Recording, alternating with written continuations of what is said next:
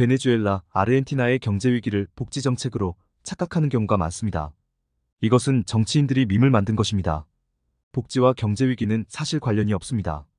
베네수엘라, 아르헨티나, 터키의 인플레이션이 발생한 이유는 부채의 화폐화입니다. 물가가 100배 상승하려면 통화량이 100배 많아져야 합니다. 중앙은행이 화폐를 찍어내지 않으면 물가는 상승할 수가 없습니다. 현재 우리나라 본원 통화가 200조라고 하고 한국은행이 원화를 찍어내지 않으면 물가가 계속해서 상승할 수 없습니다. 하이퍼 인플레이션의 원인은 중앙은행이 돈을 찍어내기 때문입니다. 만약 우유가 1조가 된다는 의미는 한국은행이 돈을 찍어내지 않았다면 불가능한 일이죠. 사실 하이퍼 인플레이션이 발생하는 이유는 부패에 있습니다. 베네수엘라의 지식인들은 이것을 알고 있습니다.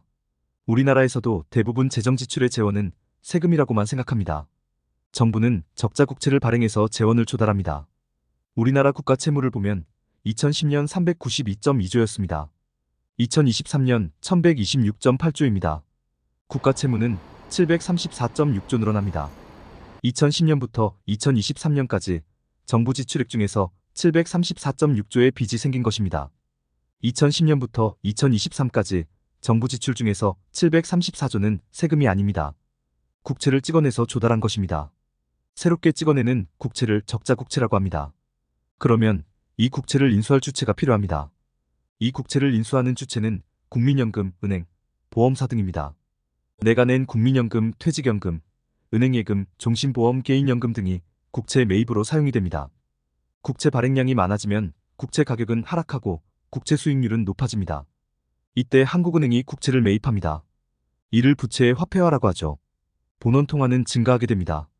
정부 부채를 너무 늘리면 국채 발행량이 늘어나게 되고 국채 수익률은 급등합니다. 중앙은행이 국채를 매입하게 되면서 통화량은 크게 늘어나게 됩니다.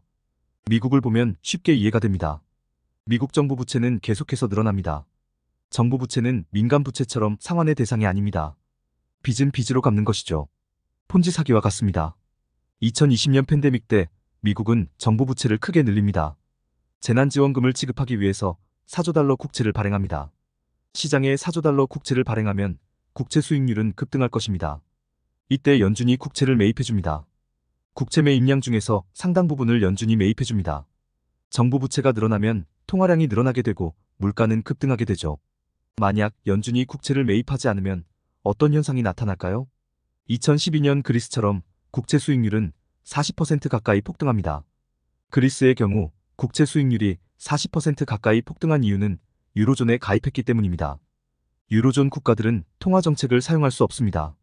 유럽중앙은행인 ECB에서 대신 행사합니다. 그리스는 유로존에서 탈퇴하려고 했습니다. 유로존에서 탈퇴하고 원래 통화인 드라크마를 사용하게 되면 그리스 중앙은행이 국채를 매입하게 되고 국채 수익률은 40%까지 상승하지 않습니다.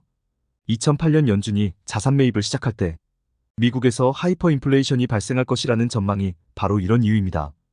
달러를 회피하고 유로화로 가려고 했는데 유럽은 재정위기로 국가가 휘청거렸고 갈 곳은 엔화밖에 없어서 엔고는 발생되었습니다. 우리나라 역시 1997년 베네수엘라, 아르헨티나, 터키와 같은 상황이었습니다. 이들 나라들은 하이퍼 인플레이션이 발생하고 우리나라는 발생하지 않은 이유는 바로 부채의 화폐화에 있습니다.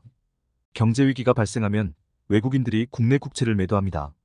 이로 인해서 한국 3년물 국채 수익률도 17%까지 상승합니다. 해외 자본이 유출되면서 달러 환율이 2,000원까지 상승합니다. 환율이 급등하면 수입 물가가 급등하면서 물가도 폭등합니다. 1998년은 경제위기에도 물가는 급등합니다. 물가가 급등한 원인은 수입 원자재 가격이 2배 이상 상승했기 때문입니다. 이때 물가를 급등시킨 요인은 식료품과 교통비입니다. 교통비 상승은 환율이 2배 이상 상승하면서 유가 수입 금액이 커졌기 때문입니다. 2022년 말과 비슷했습니다. 2022년도에는 한국전력이 유가 상승분을 부담했다면 1998년에는 서민들이 이를 부담했습니다. 1997년 11월 외환위기의 발생 원인은 무역수지 적자에 있었습니다. 1997년 이전까지 무역수지 적자가 외환위기의 원인이었죠. 우리나라는 무역수지가 흑자로 개선이 되면서 살아나게 되고 베네수엘라는 달러가 유입되지 않으면서 경제위기는 계속됩니다. 베네수엘라에서 하이퍼 인플레이션이 발생하는 이유는 바로 물가가 급등할 때 중앙은행이 돈을 찍어낸 것입니다. 1998년 우리나라처럼 돈을 찍어내지 않으면 하이퍼 인플레이션은 발생할 수가 없습니다. 하이퍼 인플레이션이 발생하는 국가들의 특징은 비리가 아주 심하다는 것입니다. 하이퍼 인플레이션이 발생하면 돈을 찍으면 안 됩니다. 공무원들은 자신들이 살기 위해서 돈을 계속해서 찍어냅니다. 이것이 바로 진정한 하이퍼 인플레이션의 원인입니다. 특히 베네수엘라의 공무원 비리는 상상을 초월합니다. 우리나라의 경우에도 부동산 관련 쪽 공무원들의 비리는 상상 그 이상입니다. 그래도 우리나라가 망하지 않는 이유는 한국은행이 부채의 화폐화를 하지 않고 있기 때문입니다.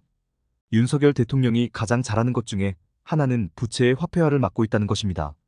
만약 민주당이 정권을 잡으면 바로 부동산은 급등할 것입니다.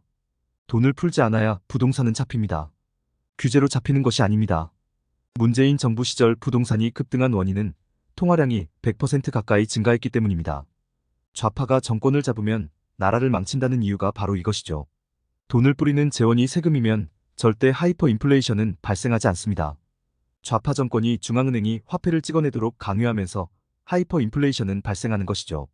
이것 때문에 복지로 망한다고 하는데 아닙니다. 국가가 망하는 것과 복지는 관계없습니다. 국가가 망하는 이유는 부채의 화폐화에 있습니다. 하이퍼 인플레이션이 발생하는 이유는 부채의 화폐화에 있습니다. 경제위기에도 돈을 계속해서 찍어내는 이유는 공무원들의 비리에 있습니다. 1997년 시절 우리나라 정부는 인정해 주어야 합니다. 지지율 하락에도 돈을 찍어내지 않았기 때문입니다. 하이퍼 인플레이션의 본질적 원인은 공무원 비리입니다.